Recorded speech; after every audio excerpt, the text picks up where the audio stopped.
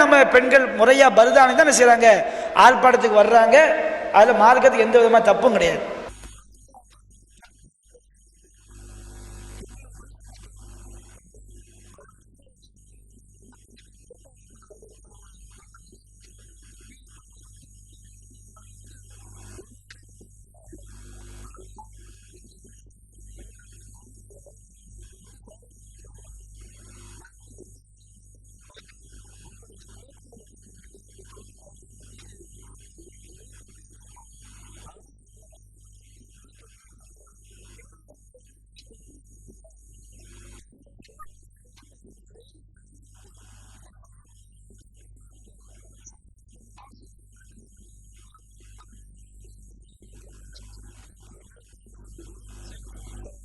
தொப்பியை பத்தி கேட்கிறாங்க.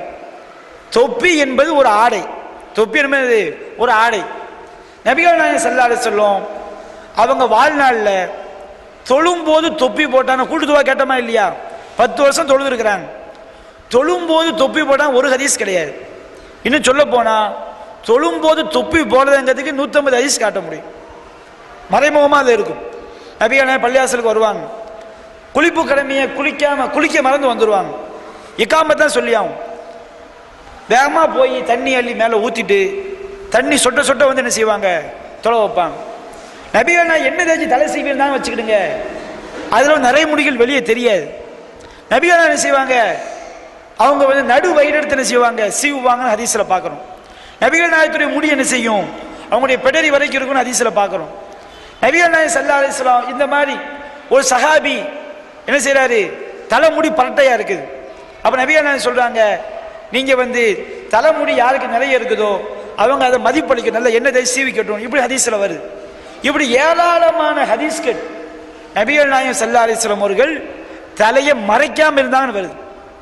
காயல்பட்டினத்தில் ஒரு சகோதரர் அவர் என்ன செய்கிறாரு, அங்கே இந்த ஒன்றுக்கு போகும்போது தலையை மறைக்காமல் போனால் பெரிய பாவம். காயல்பட்டினத்தில் அவர் ஒன்றுக்கு போயிட்டு வர்றாரு, தொப்பி இல்லாமல். என்னங்க தொப்பியை தலையை மறைக்காமல் போயிட்டு தலையை ஏண்டா எதை மறைக்கணுமோ அதே அங்கே போய் திறந்துக்கிட்டு இருக்கிறோம், நீ எதை திறக்கணுமோ அதை போய் மறைக்க சொல்றியடா அப்படின்னு. அப்போ இந்த மாதிரி சமுதாயத்தில் வந்து தொப்பி தவறாக வழங்கப்பட்டு, தொப்பி என்ன கிடையாது, அது மார்க்கம் கிடையாது.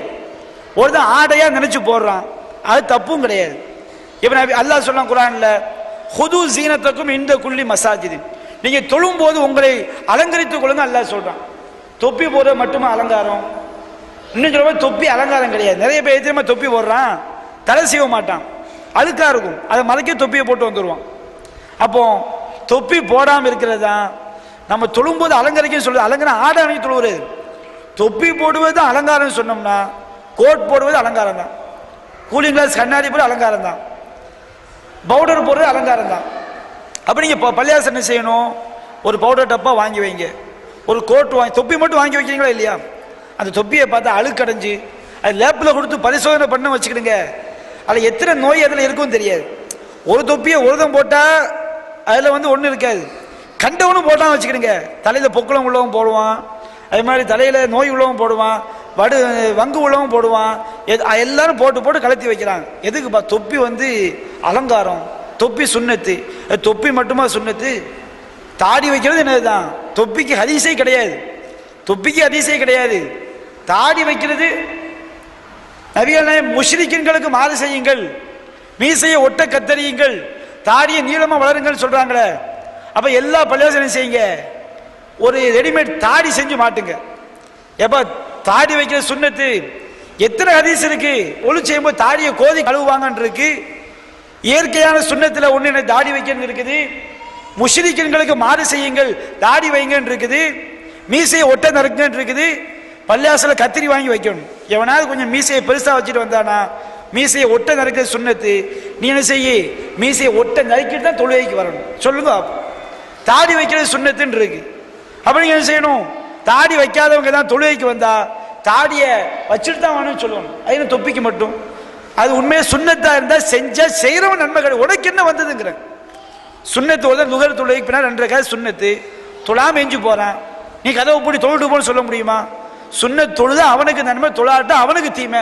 உனக்கு என்னப்பா வந்தது? நான் தொப்பியை போடணும் நீ எவன் சொல்றதுக்கு? நீ என்ன அல்லாவா? நீ அல்லாவுடைய தூதரா? சுன்னத்தால் இருந்தால் கூட நான் போடாம தொழுதா சொல்லக்கூடிய அதே உனக்கு இல்லை, சொல்லிட்டு போ. தொப்பி ஒரு சுண்ணத்துன்னு சொல்லு, அது சுண்ணத்து கிடையாது.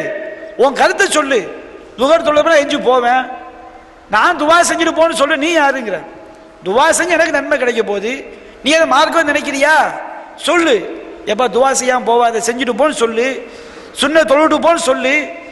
கதவு பூட்டி தடுக்கிற அதிகாரம் உனக்கு இருக்குதா?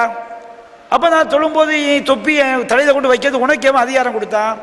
அது சுண்ணத்து கிடையாது. சுண்ணத்தாக இருந்தால் கூட செய்வதற்கு என்ன கிடையாது. நீ என்ன வற்புறுத்த கூடாது. நீ மார்க்கம் நினைச்சா சொல்லக்கூடிய கடமை தான் உனக்கு இருக்கு. வரதட்சணை வாங்கக்கூடாது சொல்ற கடமை தான் எனக்கு தவிர உங்களை நிர்பந்திக்க முடியாது. நபிகள் நாயகமே நிர்பந்திக்க கூட. இன்னமா அந்த முதக்கீர், நபிகள் உபதேசம் செய்யக்கூடியவர் தான். சாட்டப்பட்டவர் கிடையாது. அப்போ ஒரு மார்க்கமா இருந்தா கூட சொல்ற கடமை தான் இருக்கே தவிர எவனையும் போய் நிர்பந்திக்கக்கூடிய அதிகாரம் எவனுக்கும் கிடையாது. அப்படி இருக்கும்போது தொப்பிங்கிறது சுண்ணத்தே கிடையாது. அதை நான் போடுவதும் போட என்னுடைய விருப்பம். ஒரு ஆடை, நீ முஸ்லீமுடைய அடையாளம் சொல்றியா? முஸ்லீமுக்கு அடையாளம் தெரிஞ்ச தொப்பி வச்சுட்டு நீ உன்னை யார் தப்பு செய்ய போறா? ஏன் முஸ்லீமுக்கு அடையாளம் தொப்பி தான் போட்டுட்டு போப்பா. நீ முஸ்லீமுக்கு அடையாளமா இந்த உலகத்துக்கு அடையாளமா வச்சிருக்கியா? செஞ்சுட்டு போ, உன்னை எவன் தடுக்க போறான்? நான் சொல்ல முஸ்லீம் அடையாளம் தாடி. நான் தாடி எனக்கு தீவிரவாதம் சொன்னா என்ன செய்வேன்? தாடி வச்சுட்டு போ நான் சொல்லுவேன். நீ அதை நினைக்கிறியா? நினைச்சிட்டு போ.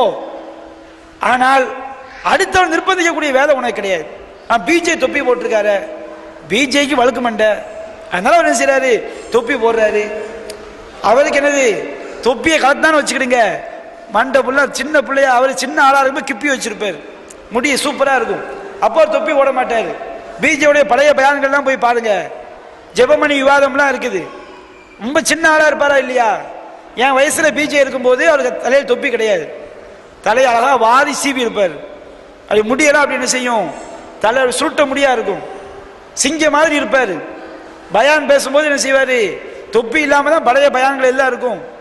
வயசு போகப்போ அவருக்கு தலைப்புல மேலே ஏறிட்டே போயிடுச்சு, முடி முளைக்க மாட்டேங்குது, அசிங்கமா இருக்குதான். என்ன செய்யறாரு? ஒரு தொப்பியை போட்டு மலைய. இன்னைக்கு நீயும் போட்டா உன்னை யார் தடுக்க போறா? யாரும் இன்னைக்கும் நிறைய பேர் நம்ம ஜமாத்துல யாரெல்லாம் தொப்பி போட்டிருக்காங்களோ அவங்க புள்ள பெரும்பாலும் எப்படி இருப்பாங்க? தலை வழுக்கா இருக்கும்.